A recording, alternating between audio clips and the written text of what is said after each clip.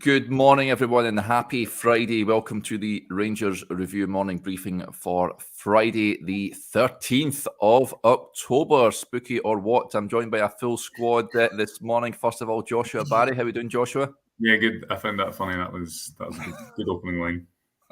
Halloween is approaching and all that. Chris, how are we getting on? Not too bad, not bad. You're off to a good start. If you're impressing the boss, then your Friday's off to a flyer. Yeah, exactly. Absolutely right. Lots to talk about when it comes to Rangers. Of course, we'll get a manager update, or is there one shortly? Just a quick word for our podcast sponsors, the MPH Group, Scotland's award-winning family-run all-trade specialist covering all of mainland Scotland.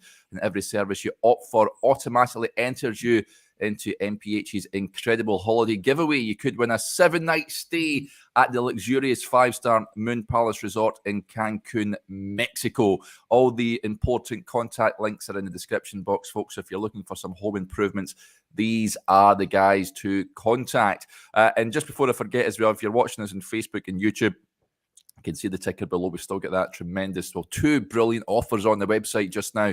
£4 for 4 months, or you can take advantage of the entire year's worth of subscription, which is just £18. Head over to rangersreview.co.uk/subscribe to sign up.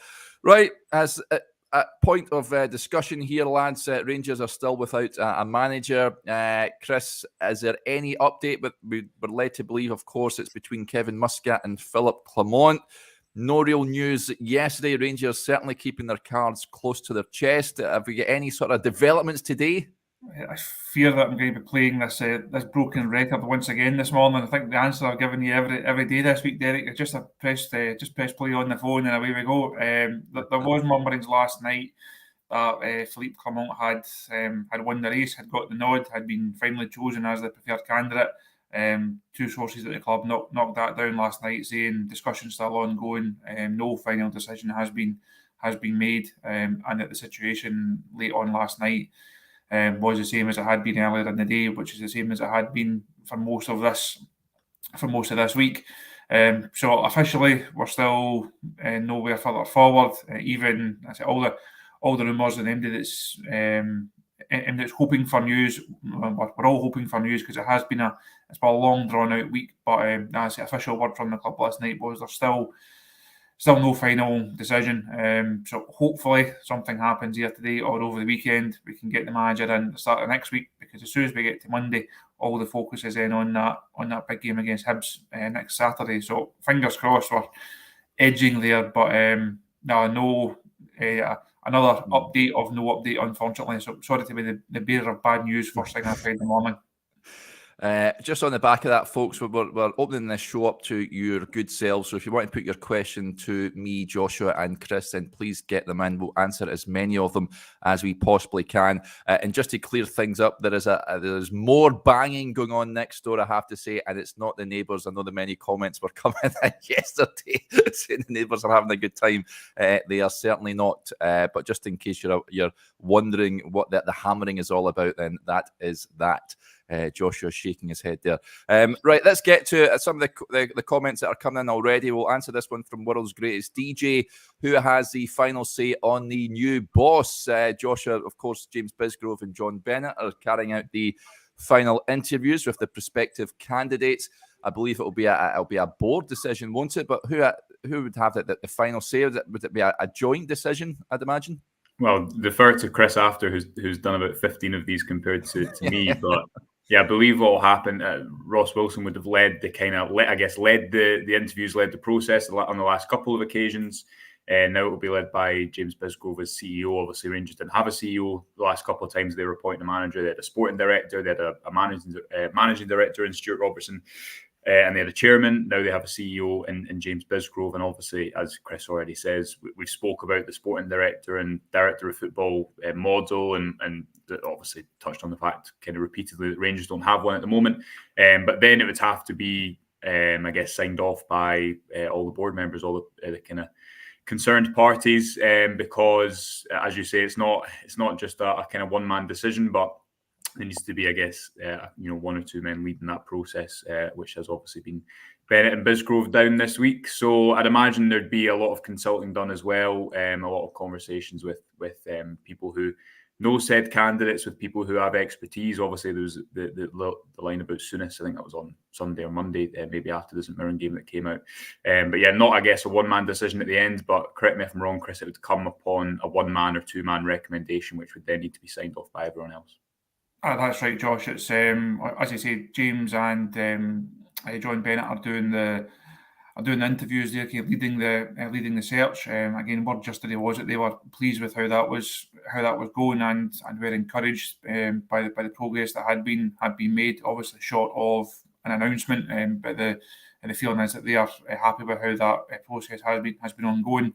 They will then make a recommendation to the PLC board. So that's obviously John as chairman, Alistair Johnson, Graham Park, Julian Voltart, John Halstead, and also James as chief exec. So they are the people that will then sign that off. There's also other interested parties like Stuart Gibson and some of the other investors, like the investor core. They will obviously be kept fully up to speed, because at the end of the day, it's their money that this manager is going to be spending. So they'll be fully kept up to date on the process. But as you say, Josh, it won't just be a one-man decision. It won't be John Bennett or James Bisgrove say this is the new manager. Everybody has to run with it. They will go through the process. They'll then pick up a prepared candidate, make that recommendation to the PLC board, and it's then signed off by those guys that I just mentioned there. Yeah. Okay, let's move on to another question that comes in.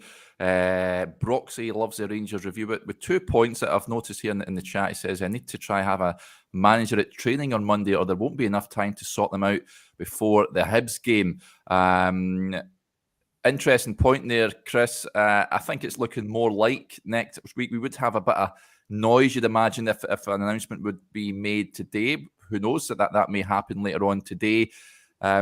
But if it is Monday time, it's a sort of race against time to get the team ready. I think it's still enough time, because if you look at the makeup of the squad and how the team have been playing, no matter which manager comes in, I don't think we're going to see anything radical in that first week. Josh has done some great stuff over the last couple of days, looking at how the two candidates will shape their side up, now their preferred approaches, how they're likely to go about their business if either of them do get the Rangers job. But that's going to be a longer term thing. Now those aspects of a style of play, maybe formation changes, personnel changes, that's not all going to be done in the space of 3-4 training sessions. Even if someone was in a Monday morning, players will still get their day off. You'll have your analysis day ahead of Hibs. It's not as if there's like a whole fortnight worth of intense training like you would get during a pre-season. It's one of the difficulties of a manager being appointed at this stage, because he's having to then put those ideas across while games are being played, and Rangers are also heading into another really hectic and really important run of fixtures. So I don't think if the manager wasn't on the training ground until Wednesday, I don't think it'd make a massive difference. I think the improvements that you are likely to see against Hibs are going to be application. You'll see players that are busting a gut to try and impress. Maybe see the odd tactical tweak, but it's not a case of a manager's going to come in on Monday and the team is going to look radically different by the time you get to Saturday afternoon. That's going to be a longer term process. So I wouldn't be too concerned about, yes, we want somebody in for the Hibs game. I think someone should be in for the Hibs game, but it's not going to be the be all and end all in terms of how a new manager is then going to go about it and how he's going to start reshaping the Rangers side in his image. Yeah. Now, just to comment on that, sorry, I think that it's an interesting parallel with the fact that Giovanni Van Bronckhorst, when he first came in, that was his best domestic run. He didn't have much time in the training pitch, and it was actually after he had 2 or 3 weeks in the training pitch in the winter break that things started to kind of go downhill a little bit. Speaking to people who have worked with Clement at different clubs, Monaco in particular, they spoke about how good he was coming in and kind of creating a family atmosphere at the club and getting all the players together on side. Obviously, they kind of had an upturn in that first season. And maybe that sometimes actually Clement was better placed when he had a 2-game week, which is what, Rangers have, 7? I'm looking at it now. I think 7 games before the next international break, not even the middle of November, the start of November. There is maybe, I don't know, logically, I don't know if it maybe just makes sense that Clement, as a maybe more adaptable manager who's going to base what he does around the players, would give you that short-term lift and be able to, it would take a little bit less time in the training pitch. Muscat, if he wants to come in and play a set system, yes, you'll maybe still adapt to the players. I think there is a question about how you how you put that into practice on the training pitch when you don't have the time. As Chris says, that there's not going to be much time. There'll be enough time to get organised, to get the initial things in before the Hibs game if a manager was to come in at the start of next week. But it is an important consideration, I guess, and this is, I'm sure, something the Rangers board will be speaking about: the short-term potential uplift, but the long-term potential success, and how that correlates between the two. Because I do think that there's a different approach, there's a different style between these two managers, and they've got to kind of weigh up the kind of small margins within that. Yeah, huge thanks to Dave and many others who have hit that 4-month milestone on the YouTube members channel. So thank you very much, Dave, and Damo as well, for he was a member and he's donated a couple of pounds to the channel as well. So thank you very much, Damo, for that. That is very much appreciated. Gary, agree with a point here, Chris, as Joshua just sorts out his laptop there. He says, chat of Clement on a 4-year deal. Length of deal seems bonkers if true. This was reported a couple of days ago, of course, that Clement would have been offered a 4-year deal. I'm of the opinion, I don't think you bring in a manager of that calibre on a rolling contract, which I know was what a number of supporters want to see, given that they've dismissed Michael Beale and Giovanni Van Bronckhorst within that 12-month period prior to this. What's your thoughts on that one? I think that initial report came from reports in Saudi Arabia. If I might be wrong in that, but I think when that got picked up over here, it was the Saudi press that put that one out, because he also had been linked with a club out there as well. So I wouldn't read too much into that one just yet. I think if I've not picked a preferred candidate, if that seems to be the club's stance on it, they've not yet decided how far down the road they're going to go one particular candidate. I think any talk of or anybody getting too worried about the length of contracts probably a wee bit premature. I think it was Stevie said when we were on the other morning, he would be surprised if you got a manager on a 1-year rolling contract, and I think that's a fair point. The kind of market that Rangers are shopping in, and Muscat is obviously highly regarded. He's not going to leave a stable job with a good club where he's been successful and we've clearly liked. He's not going to leave that just for a 12-month deal.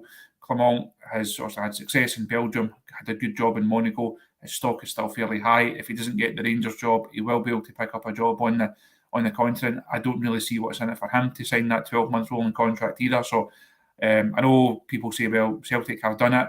Situations have been slightly different. The managers they've been able to do it with, they're different compared to how Rangers are having to go about their business right now. So I would be surprised if either of those candidates wish to sign that kind of deal. I think they'll be looking for a bit more long-term commitment, long-term stability, and also that guarantee of their wages over that period as well. But again, I think as long as Rangers are smart with the contract and they can find a way of protecting themselves in the event that, fingers crossed, it doesn't, but in the event that it does go badly and we're having to make a decision over the next 12 to 18 months, hopefully we're then not left with that burden. So I think that will hopefully be a detail that we'll be able to get to the bottom of over the next week or so once a new man is actually in place.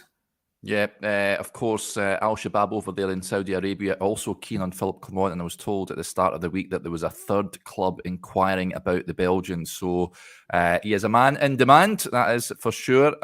Let's get to the next question. OS19, I'll direct this to you, Joshua. Is Johnny McFarlane still alive? He's alive and kicking. We might see a bit more of him next week. Seen him yesterday, still alive and kicking. Yeah, not much more to report. Apart from he's very much still here. Always keeping things, what we say there, moving behind the scenes. Yeah, certainly. So, you may see him on the screen a bit more next week. I'm off on holiday, which is great timing as Rangers prepare to introduce a new manager. But there you go. Connor Davidson with the point here. Morning, Connor. He says, morning, guys. Heard interviews for Director of Football have been underway in the background as well. Can you confirm who any of the candidates are? Has there been any noise with regards to that, Chris? Any inklings that may be going on?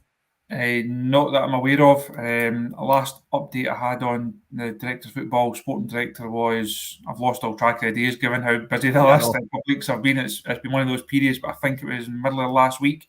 We had a line saying that director of football role was something that was still on the table, but it had taken a back seat while Rangers went through the process of appointing a manager.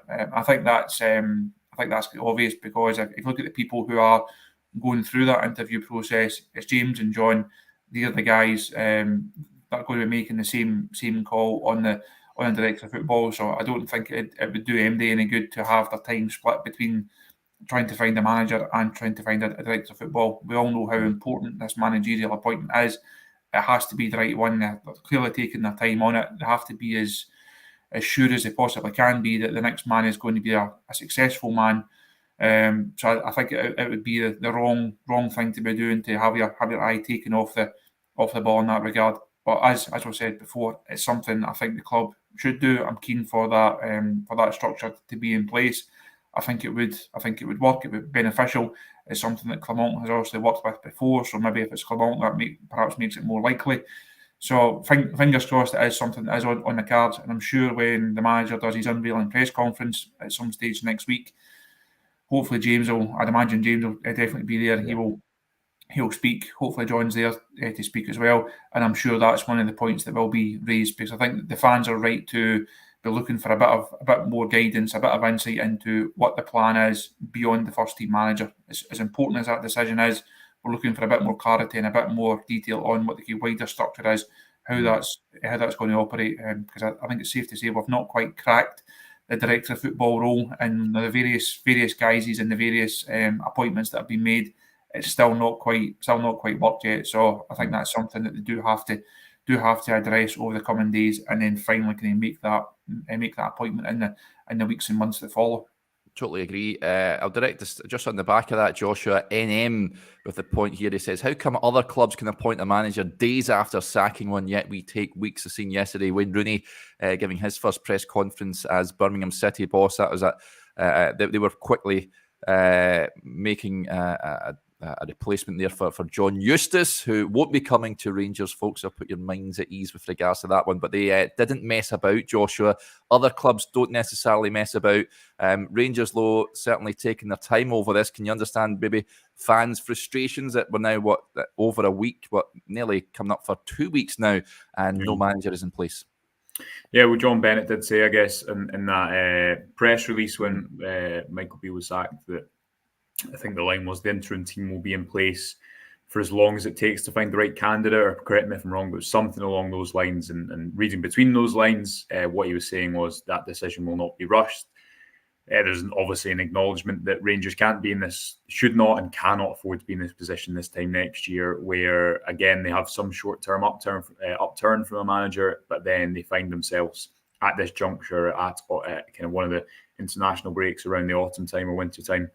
And then you've got that, again, comes into the sporting director question, but you maybe need to tailor the squad somewhat for a new manager in the January window. And and I think you find yourself where Rangers have found themselves all too recently, which is in a bit of a mess and sacking a manager. So, listen, I think first and foremost, obviously, I don't think many people would have expected Michael Beale's tenure to unravel as it did.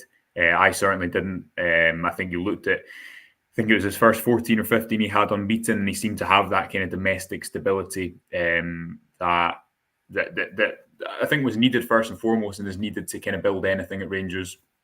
But then you looked at the small margins. Okay, can't get over the line in Old Firm games. I do think in hindsight's a wonderful thing, but the fact that people were so tired with, I think, members of the previous squads helped him as well, because if there was something negative, there was always the ability to point to, there's going to be a big rebuild, there's going to be change is coming, hold on, and I think that helped him as well. But as I think we've come back to a few points, a few times, he was able to build optimism going into the summer for a reason, whether it be the players he brought in January. I know that the style of play towards the end was I think a justified criticism, but there's a lot of optimism in the summer, and obviously I think a lot of new players helps that, because people just, they want to see good football, and they want to see new players come in and get that. clubs will always, I think, there'll be clubs that are better prepared as others. Clubs will always have a list, and I don't know what form that takes, how detailed that is, but you need to succession plan between managers because managers' lifespans, even if Rangers have only had 18 permanent managers in their history, managers' lifespans are very short now. Yeah, and that was in place, and that has been in place. Again, I don't think that members of the Rangers board would have expected it to unravel at this point, and maybe if this was a year down the line, then with all the change that's gone on behind the scenes, there would have been more, I guess, time to get that structure correct, whether that, as Chris comes back to, whether that is in appointing a director of football, which is still on the table, and I think is just absolutely key for reasons we've outlined repeatedly, and I won't go back and repeat old arguments.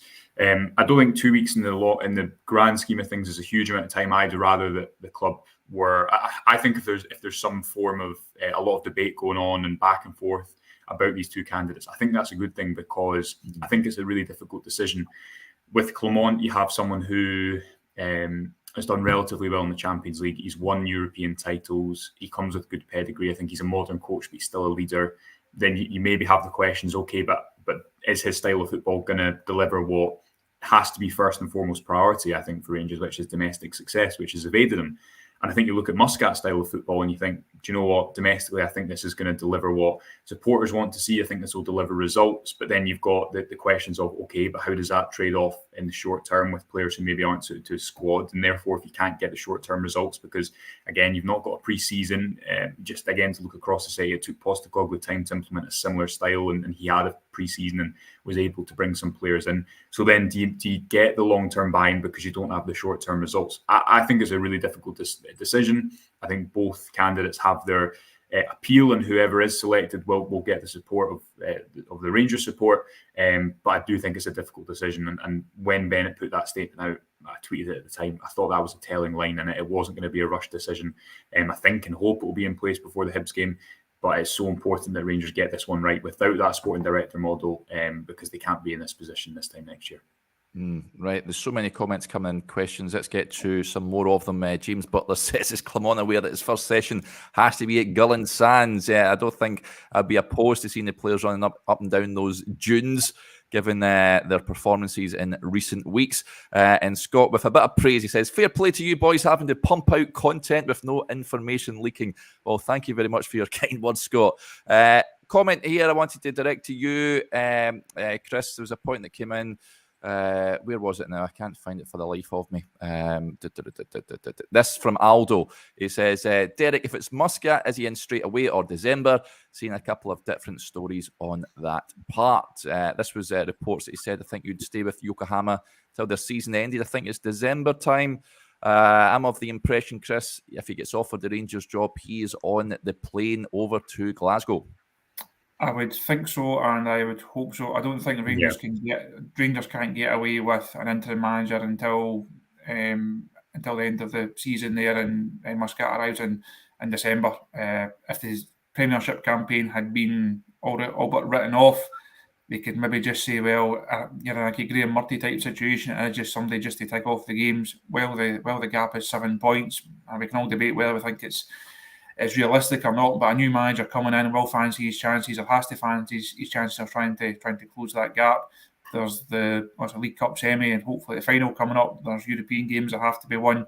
And as much as I've got huge respect and a lot of time for Stephen Davis, he was only in there as a stopgap. He was asked to take those couple of games, I think, in the expectation that there then would be a manager in for the Hibs game. If there's not somebody in time to take the Hibs game, also Stephen and his staff then stay in there. There has to be somebody in after that. Now, Rangers, as Josh outlined earlier on, a number of games coming up before the next international break. All of these matches have to be won for various domestic and European aspirations. And I say, as much as people like Stephen Davis, and he got a good win at St Mirren the other day there, the first game that he loses, the pressure, it then just explodes, and people are saying, oh, why have we not got a manager, and why are we waiting until December? It then puts huge pressure on Muscat then coming in. So I don't think that's a realistic option for Rangers or for Kevin Muscat. If he is the choice, he has to start straight away. And obviously, if Clement is the choice, then he can start straight away. Totally agree. Right. Brown Monk says, where are you going on holiday to, Derek? I'm off to Tenerife next week. Not as sunny or climes as where you're going, buddy. Vienna and Bratislava for a few days. So you've been there, lads? Been to Bratislava or Vienna before? Can't I've say not. No. I think have I been to Vienna? No, I missed out on Vienna. I tried to remember the trips I've been on the last few years. I missed out on the Vienna one. It was in Young Boys. That was one that I was thinking of. So not been to either. So you can report back. I'm looking forward to the full travel review a week on Monday. Yeah, we should actually a travel TikTok of the trip, perhaps, Derek. Yeah, well, there is a Rangers club manager in Let's hope so. There is a Rangers club in Vienna, the Vienna True Blues, which I discovered. So perhaps a wee trip to there when I'm on my travels. I'll report back, folks. Dave Fulton with a point. I'll direct this at you, Joshua. Slightly off-piste. He says, what do you guys make of Trent Alexander-Arnold saying Brandon Barker is the player he found hardest to play against in his career so far?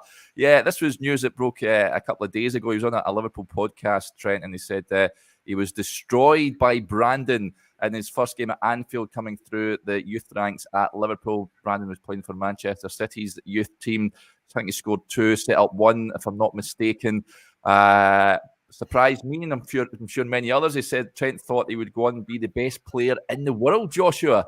That's maybe a little bit of sensationalism for the radio, but Chris will back me up on this. And it's the same with sometimes. I think Scott Wright has been the victim of this as well. You get these players at Rangers, and I presume at other clubs where you ask people about them or whatever, and the line always is, you should see them. You should see them in training. You should see them in training. And Brandon Barker was the kind of epitome of that. Someone who obviously has a lot of ability and has shown that in flashes of his career, but it just shows you how much of football is about mentality and confidence and being able to actually do it on a Saturday. Because Gerrard actually quite liked him, I think, because Gerrard played him, remember, away in Porto. Celtic. Remember the Celtic the game? Old Firm game, Porto.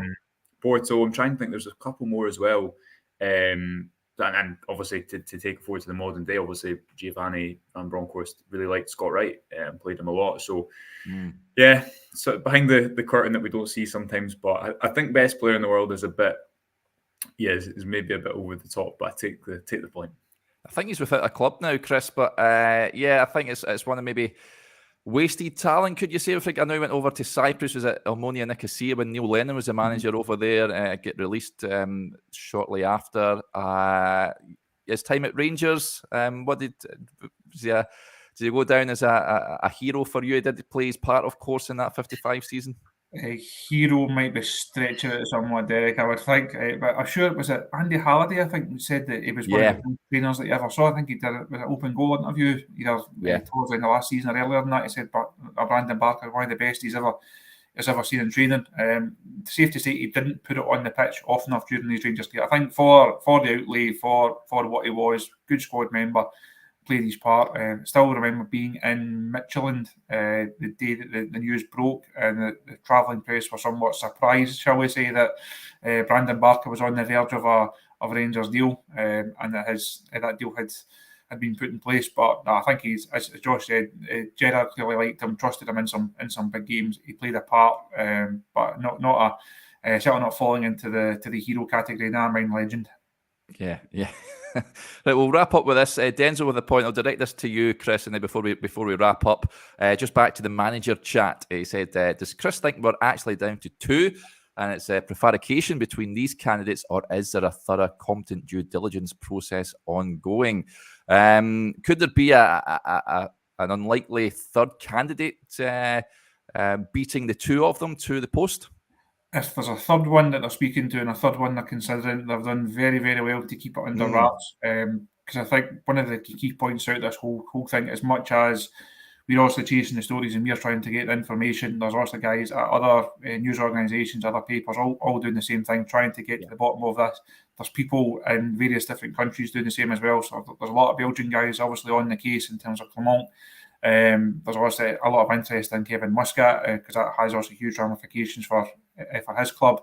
So I think if there had been another one, if it hadn't come out from this end originally, it would have come out from the other end originally. So I've asked that question a couple of times of various people this week, and not got a yes or no. So there may well be, but I think if there is, they've done well to keep it under wraps. So not expecting another name just to pop up. I know there's been like huge numbers of names linked. A lot were knocked down early on. Some have been knocked down slightly later, but all the signs point to it being Clement against Muscat for this job. So fingers crossed we'll find out soon who it's going to be. Yeah, and you will hear first on the Rangers Review site, either on our YouTube or on the website or our social media accounts, folks. Make sure you're following all of those. If you're on the website as well, Jelsha's got a great piece on there looking at the style of play of both Muscat and Clement. I urge you to go and check it out. And just a reminder, if you want to take advantage of the site, just £4 for 4 months worth of content, or you can take out the year subscription, just £18. Head over to rangersreview.co.uk/subscribe for all the details. If you want to sign up to the WhatsApp group as well, we've still got spaces remaining on there. What I'll do is I'll pop it in the link in the description box. You can also find it on our Twitter page as well. You can keep up to date with all the latest news from Ibrox. There'll be exclusive videos and links to breaking news and all the latest as we get it when it comes to the managerial hunt. Okay, thank you to Joshua and to Chris. I'll speak to you all a week on Monday. Joshua will be in the on the Oki, as they say, if it's a darts terminology. Darts terminology. I can't get my words you out. You need a holiday, Derek, I think. I do need the holidays, but I'll report back, folks, and enjoy the weekend. Hopefully we'll have some manager news when I get back, but enjoy the rest of your Friday. Bye for now.